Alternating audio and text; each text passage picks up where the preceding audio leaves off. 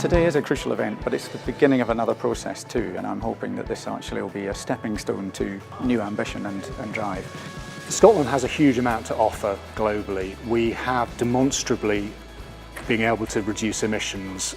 We've met our 2020 targets, which were very challenging. We've met those 5 or 6 years early.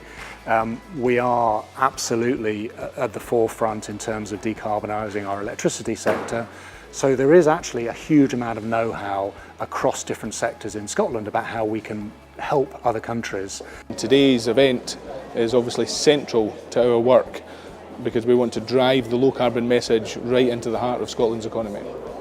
I think the key part of today's event is really trying to bring people together to start talking and thinking about how we can deliver this together, how we can collaborate more, because actually it's about people working together to deliver this. It's not about one sector or another.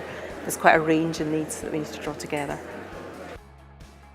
The outcome of this event that we want is very much some very clear key messages coming out of each of the sector workshops with a clear target audience that we can then work with going forward over the next few months. I really like the analogy of Bitesize. Within our group we've already found some quite big mouthfuls. So for example, redesigning materials. Now that's not something that conversations here can resolve, but it can identify it's something that there are other people who aren't here today who have expertise in it and might be taken forward.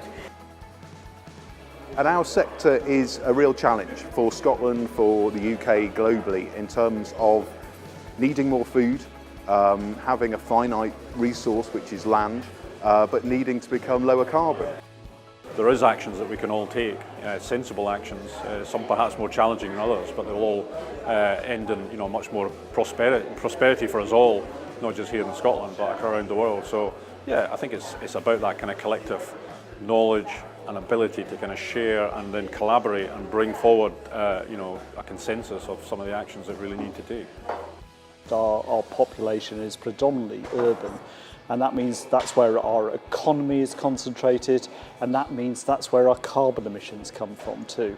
We actually have to fundamentally change the way our cities are designed and operate over the longer period.